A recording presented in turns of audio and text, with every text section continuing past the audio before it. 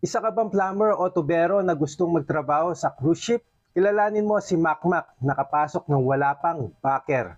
Paano? Nagsimula siya sa Taiwan as factory worker for 6 years. Pero hindi related ang kanyang working experience, di ba? Kaya ang ginawa niya, umuwi ng Pilipinas at nag-aral ng pagiging plumber. Nakakuha ng 3 years working experience bilang maintenance plumber sa isang high-rise condominium at nag-apply siya walk-in sa Magsaysay Maritime Corporation.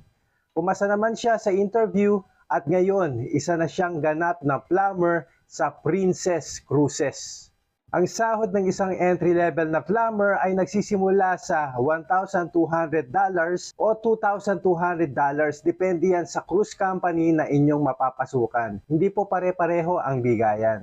Shoutout nga pala kay Sir Renel Banda. Shoutout din pala sa mga aspiring seaman na